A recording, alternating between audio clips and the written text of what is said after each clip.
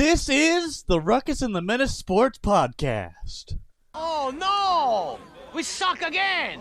I'm getting confused. What game are you calling? I'm calling both games. It is caught by Kelsey! Touchdown!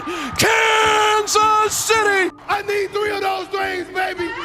We ain't done yet. We ain't done yet. You like that? You like that? I like that. How's it going, Ruckus and The Menace Sports fam? I done messed up.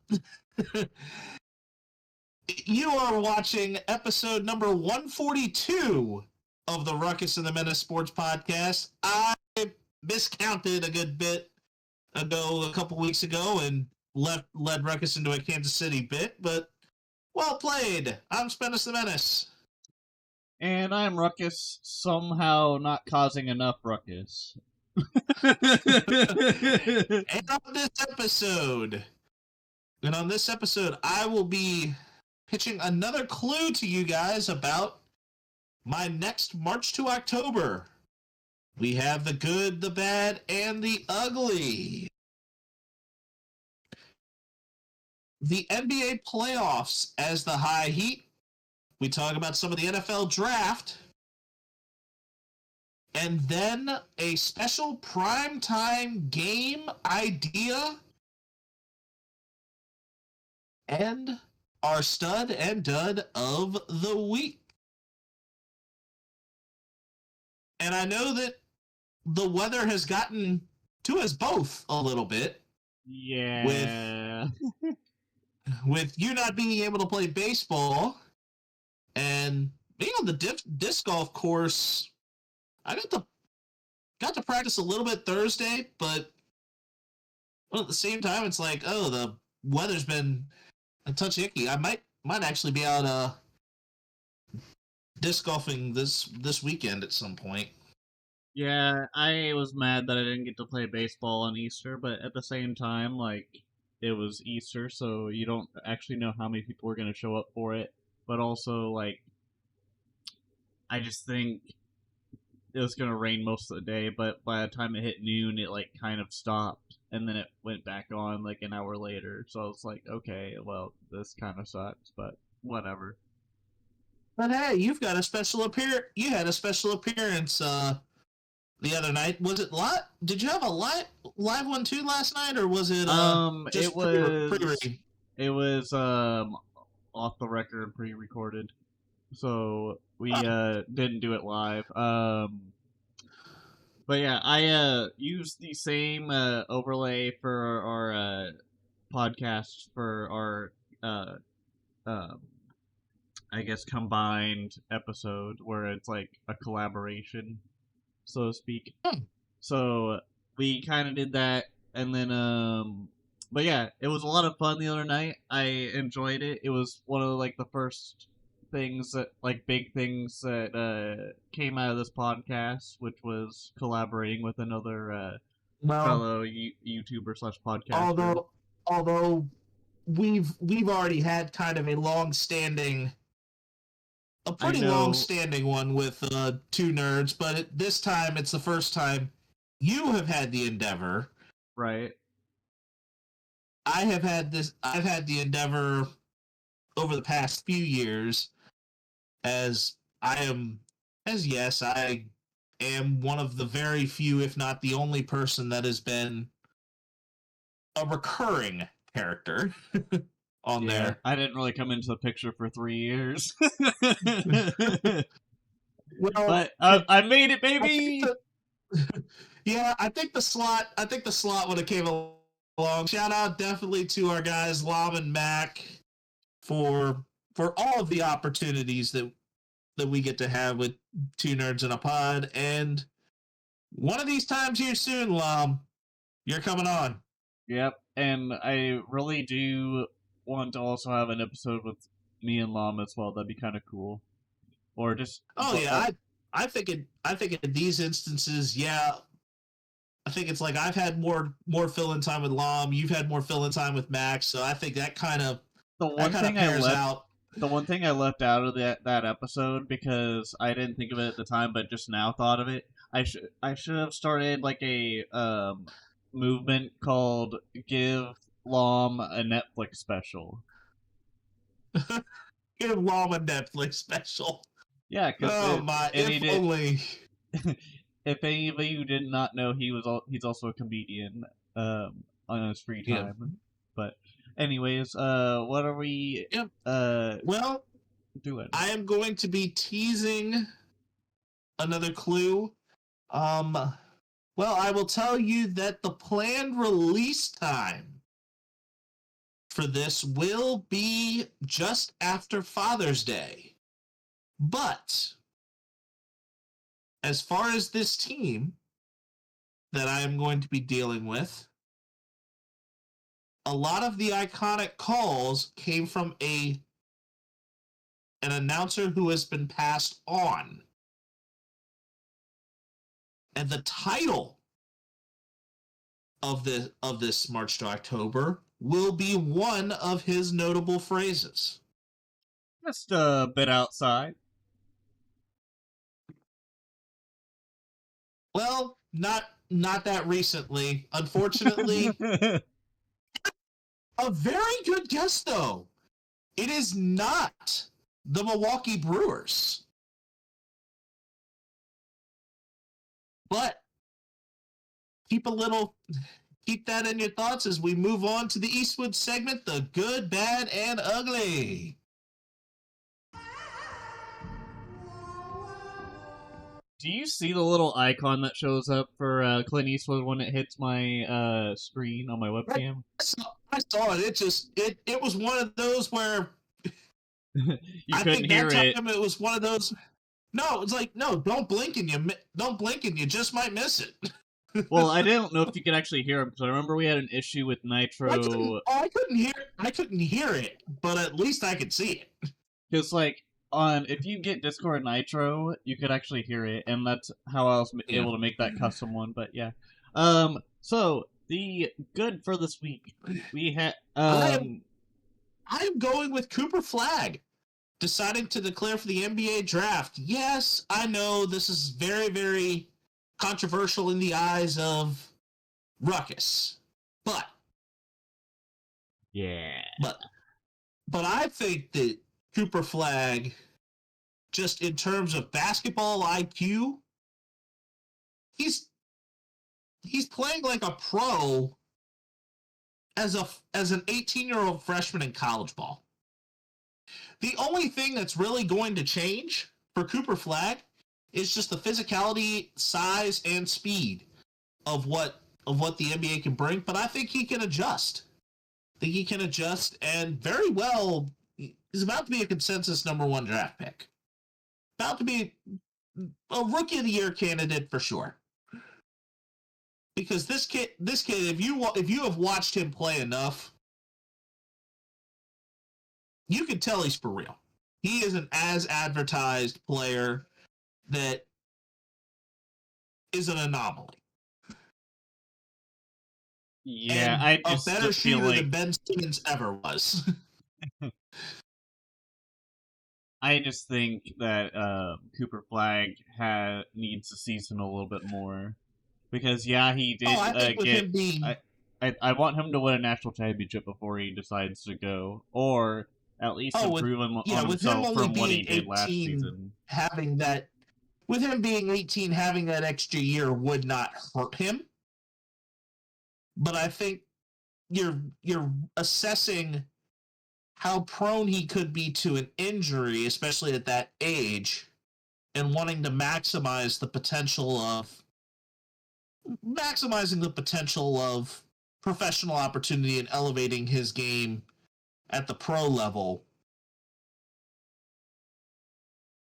It may be just he's looking forward to the next challenge.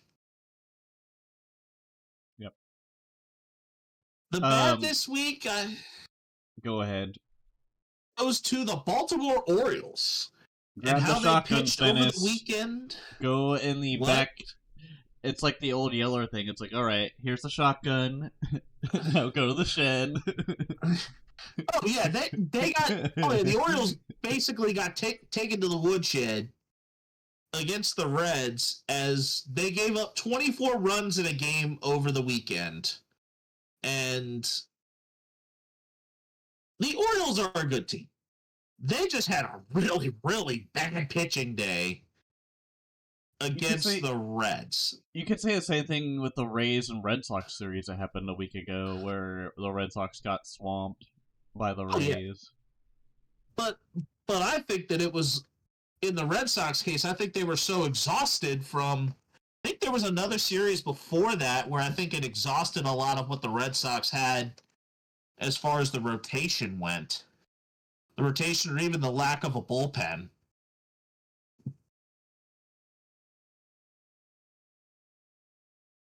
And then for the ugly. Oof, this was really, really scary. It seems really, really scary. Yep, Luis Arias gets decked in the head and was unconscious for a short period of time, but leaves the ball field in the ambulance. Kind of gives you a, kind of a, like, head scratcher of, where have I seen that before? And that was in the NFL with DeMar Hamlin. But do we know how serious Luis's, not quite to that degree. There's a little bit of a difference between a concussion and cardiac arrest. But wasn't it originally like they like put his cage over it because he was in a concussed kind of state, or No, he took the shot to the chest. He took a shot to the chest, not the head. Okay, never mind. But yeah, Arias, I hope he's okay. That's a very scary event, especially because they don't really wear that protective of helmets. It's more so just to. I mean, it's definitely different with that. There, it's he goes to the.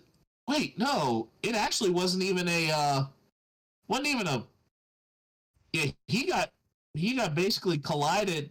He collided with Mauricio Dubon at first. But it looks like Arias was sore Monday, but it showed no structural damage. So it looks like it's just a concussion and stiffness in his neck.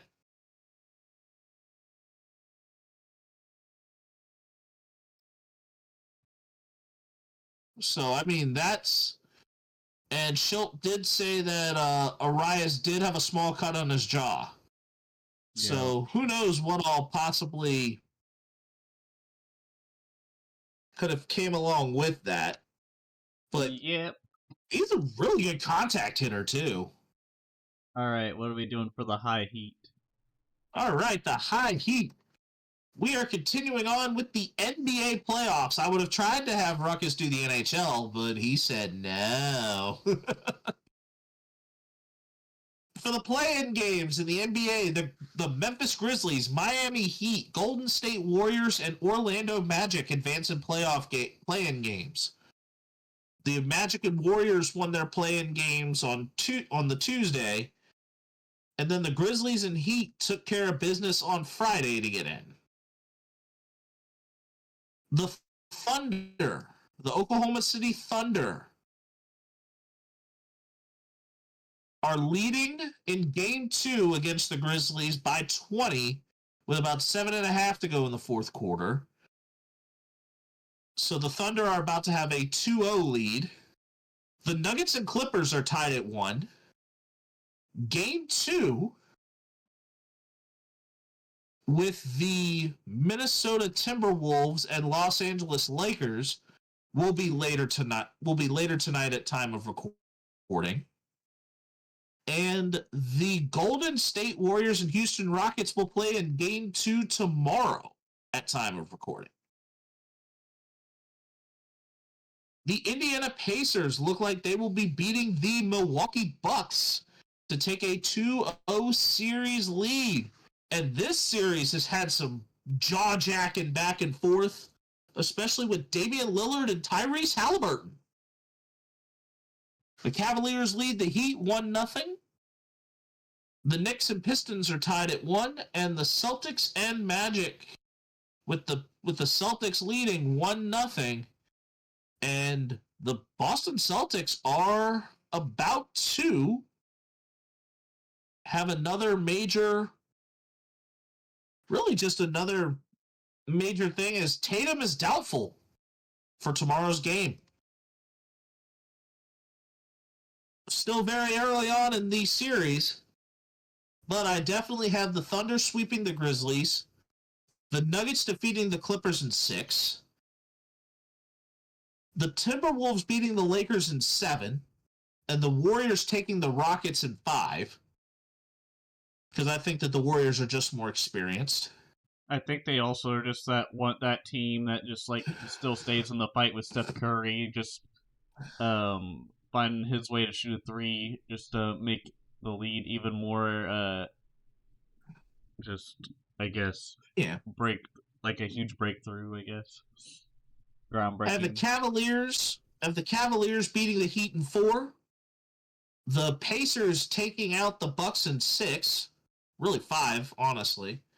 The Pistons, I think the Knicks will beat the Pistons in 7, and the Celtics should handle the Magic in 5 games. But this week is also notable for what is going on Thursday, Friday, and Saturday, as we have 3 days of NFL draft action. And Ruckus, this is quite a time, because we get to learn who are some of these new rookies that are coming into the league are. Yep.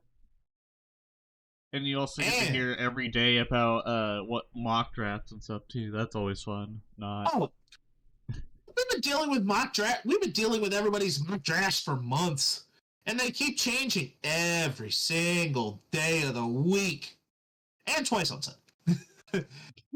But some key players to kind of watch where they're going to go. We have Cam Ward, Travis Hunter, Abdul Carter, Shadur Sanders, and Ashton Jonty. The question is, the Titans have, although they had fielded offers for the number 1 overall pick, do they stick to their guns and take Cam Ward? Isn't he a cornerback or is he a wide receiver? Cam Ward? Or QB. He's a quarterback. I'm thinking of Denzel Ward and all that. He's the quarterback from the U. Oh yeah, I saw that. Yeah, never mind.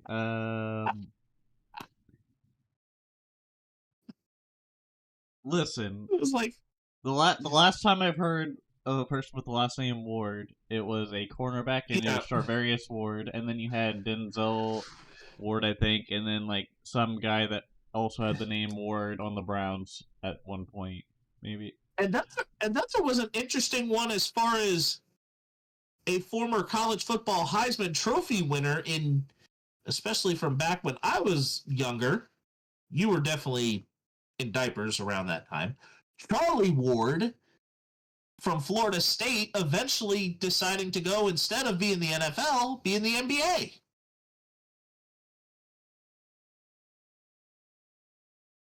Yeah. But I digress.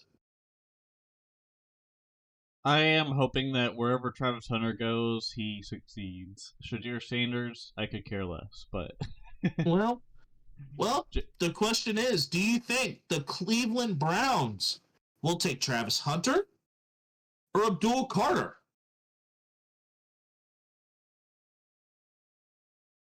Or are the Browns and Giants looking to just trade down and get out of the top 3? I think if you're the Browns, you try to go with future talent at defense and to get Abdul Carter. Because Travis Hunter, yeah, he could like be a dual threat as a corner and a wide receiver, but if you don't have your offense really patented down as far as like who you have at wide receiver and who you have just in general, like if you don't have a steady quarterback, what's the point of getting Travis Hunter, or what's the point of having him be a corner if you have like all these other guys when you could just go with the next gen pass rusher? Because Here's Miles what you Garrett think. isn't always going to be there, and also Miles Garrett took the pay me or else I won't talk to you ever again. You can go eat shit approach. It is not unrealistic for the Cleveland Browns to trade down and get the quarterback that they need. Because I think getting Jackson Dart at 2 is too much of a reach. I think Shedeur anything Sanders for the Browns would is not too wanna much of a touch the- reach. And They're Shedeur Sanders going to the Cleveland Browns, Coach Prime would not want him touching that organization with a 10-foot pole. yeah, the Browns are Sanders, a dumpster Shedeur fire. Sanders would be pulling at Eli Manning and saying, I don't want to go to Cleveland, just for Cleveland to trade down if they do not take Travis Hunter. And then the Giants at 3. Do you think they trade down? I have no idea. I don't know what their front office is thinking. It's probably better than what the Jets were, and that's not that far apart. They're not much better. If you had to be Woody and play with toys in your little Madden toolbox, I think you've done effed up, Aaron. Just saying, like, I don't look at Madden ratings and think, huh, that's pretty accurate. I look at my actual TV and look at highlights, and I'm like, yeah, that player, yeah, he's pretty damn good. Let's keep an eye on that feller until his rookie contract is up, or until a team just doesn't want to pay him anymore, and we'll just keep our eyes peeled. Like, yeah, the top 3 teams in this draft are extremely quarterback needy. The talent level for quarterbacks is definitely not top 3. do you think Shadir goes to the Saints? I think it'd be cool if he went to the Saints, because that's an organization that needs a quarterback right now. The car's in the shop. You've got, I think, Spencer Rattler still. You still have Spencer Rattler. But if they have faith in Spencer Rattler, I think they stick with him. I think they stick with him and stick with it. Yeah. I'm just waiting for Aaron Rodgers to implode. Here are the first few teams that I really think I could see Shedeur Sanders having some sort of prospect. The earliest that I think Shedeur Sanders lands is 6 to Las Vegas. The furthest down he could fall is 21 to Pittsburgh.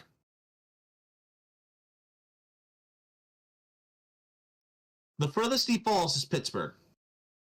I think if you give Geno a couple of years, which is probably the plan, maybe he develops, if they do get Shadir, they can develop Shadir.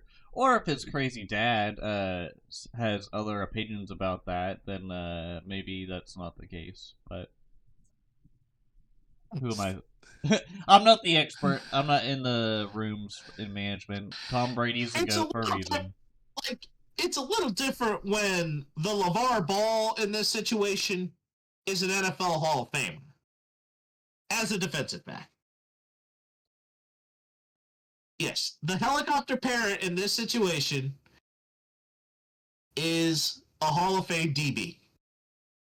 It's not some washed-up person who thinks he can beat Michael Jordan one-on-one and instead needs to shut up and jam like Charles Barkley. I'm hungry, Chuck. I'm hungry. Yes, but this draft is rich in defensive linemen, edge rushers. There's some decent O-line talent. The running backs have sneaky value.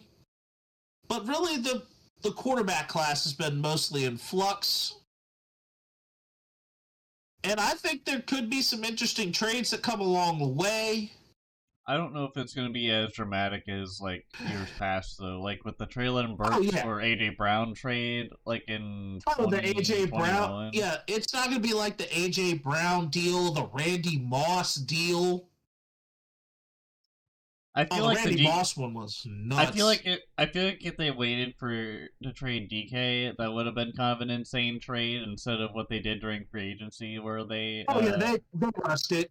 They rushed it.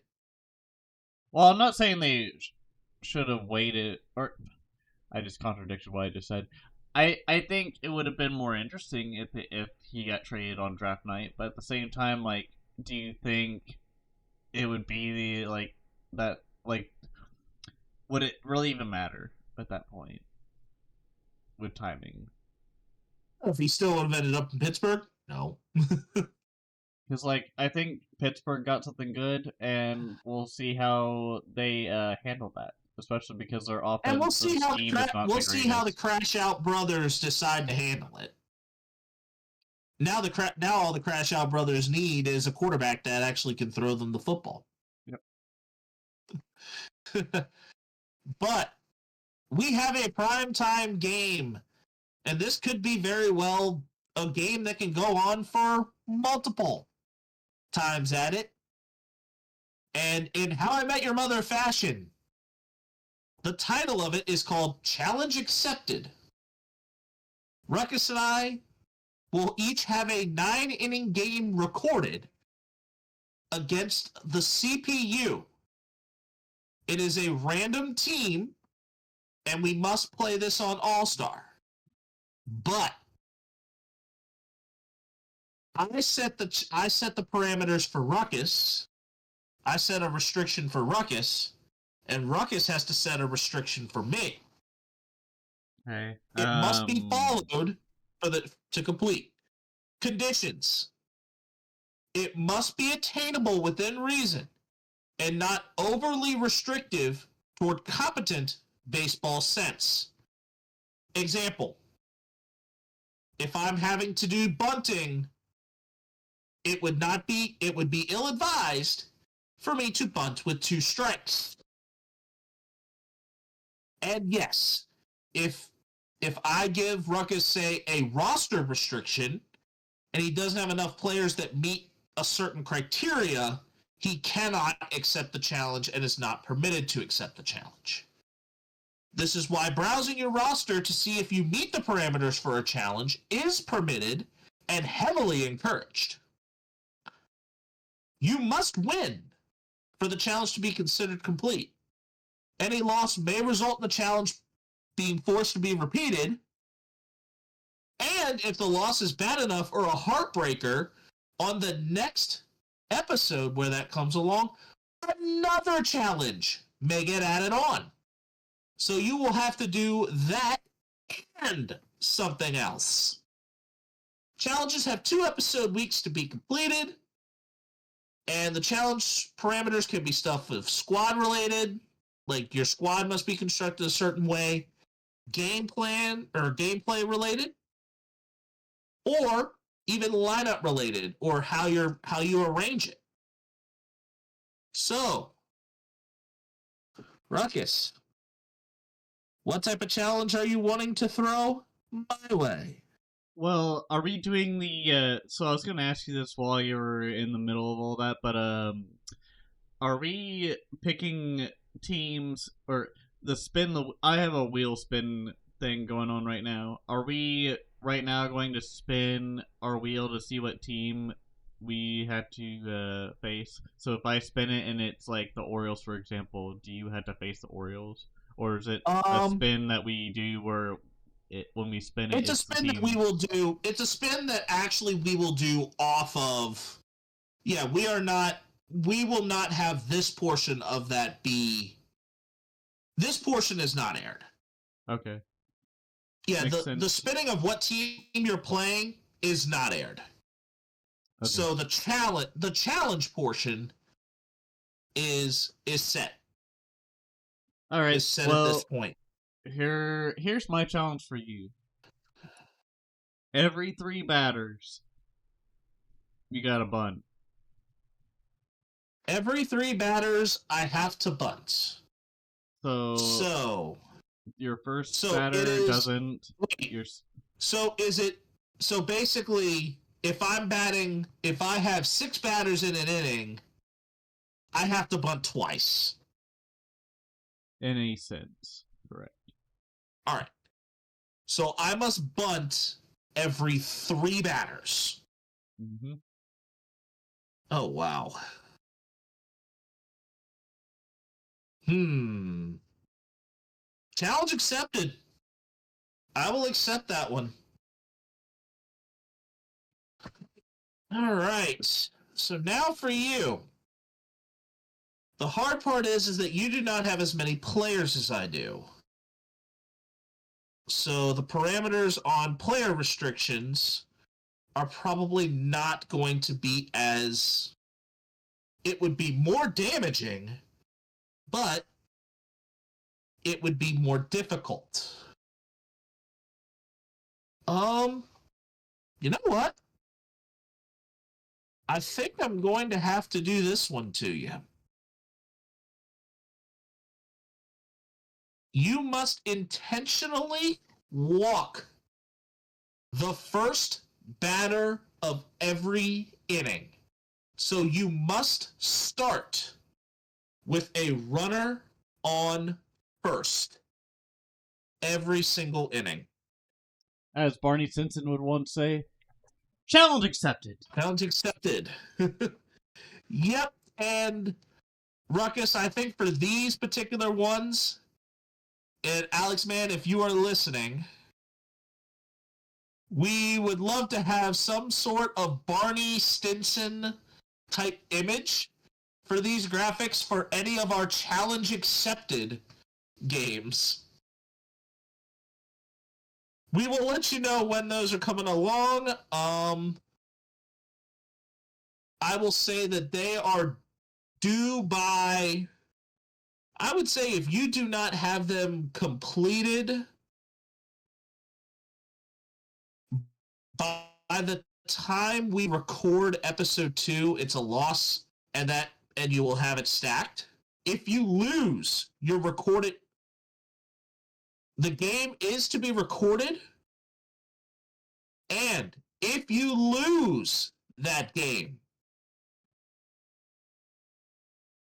the challenge locks for the 2 episode weeks. Yep. Because you have completed the challenge, or because you have completed an attempt at the challenge. So if you lose, so say if you have those runners on first and you lose, you can't re-record and do another. You can't re-record and do another game. You gotta go no holds barred. That's fine. Yep. One take. You get one take. Okay. All right. So I'm excited for that. Write this down. So I will write this down. I'm gonna duplicate this slide. Primetime challenge. Ruckus. You have runner on first every time. And then you have bunt every 3rd batter. Or every inning.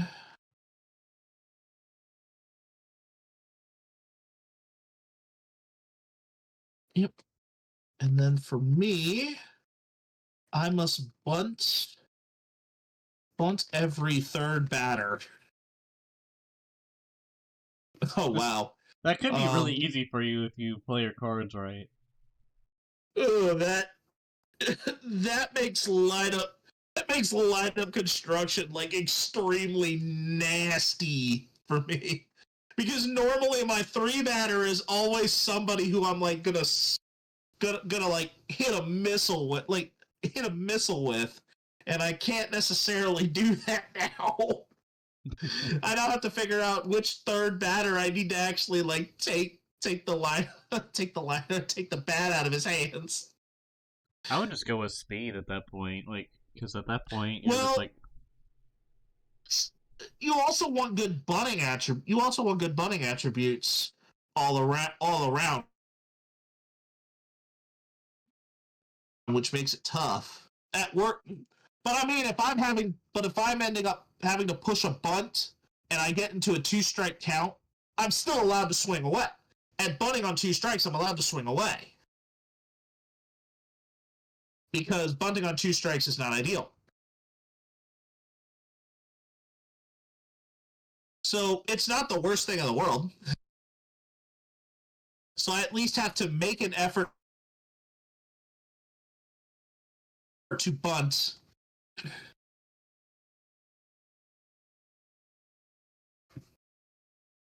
So that's why I was saying that bunt on 2 strikes, because it's not logical baseball sense. Mm-hmm.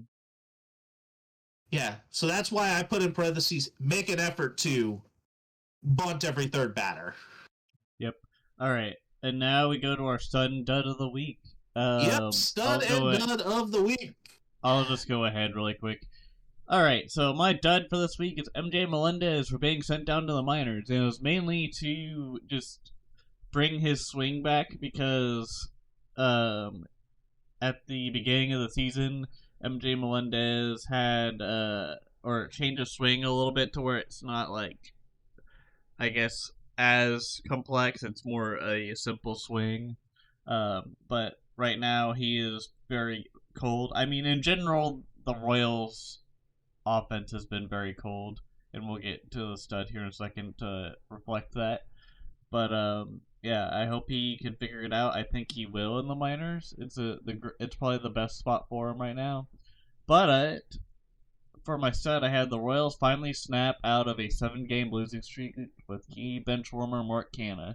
The reason why I say Mark Canha is a bench warmer is because he is a guy that you put in for insurance in case you need to like rest a dude or you want to use Mark Canha more. A platoon, pretty much. Yeah, he reminds me of Ben Zobrist a little bit, like just with his swing and just like his aggressiveness when it comes to the plate. Because Ben Zobrist always had that like base hit mentality or like just get on somehow, and that's what Mark Canha does. All right. Yep. And my stud for this week goes to Athletics first baseman Nick Kurtz for earning his call up to the show after a great start in the lower levels of the farm system. Congratulations, Nick. You've now finally made it to the big time. It's going to be a little bit of a rotation with you and Soderstrom there, but I think if he manages to find a way to have it come into his own, it makes the Athletics a very young and dangerous team. I haven't really seen this film, but I have seen this card in Diamond Dynasty. But Oh yes, it's a really good card because I enjoyed hitting with it. I mean, he went in 12 games in Single A and Double A last year. He had 4 home runs, 13 RBI, and a 368 batting average. Hit 353 in the Arizona Fall League, and then 20 games this season, has 7 homers, 24 RBI, and a 321 average at Triple A, and is the number 42 overall prospect heading into the season. So he becomes the 6th fastest player in A's history to be called up, only behind a few players that were not necessarily extremely notable, and is the 3rd player from the 2024 MLB draft to make his debut, joining Cam Smith and Ryan Johnson, who made the starting lineups of opening day for Houston and the Angels. So the AL West has had some prospects get called up pretty quickly. And Kurtz will rotate between first base, DH, and left field with Soderstrom and Brent Rooker.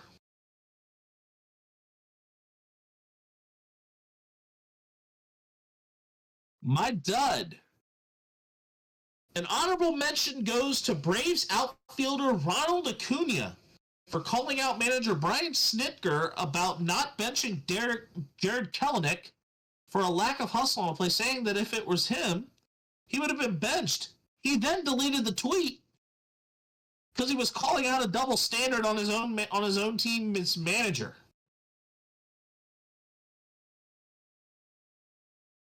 But then my actual dud goes to the Greenville Drive's Andy Lugo for causing a safety hazard by flipping his bat up sky high following a big walk-off single and completing a comeback against the Winston-Salem Dash. A single, an absolute, like, minus the fact of how clutch it is, is a very insignificant hit to do that high of a bat flip. Plus, that high of a bat flip was absolutely unnecessary. I know, I'm a little more old school with that, but I do tolerate bat flips. Just don't chuck the thing up where a potential safety hazard could happen.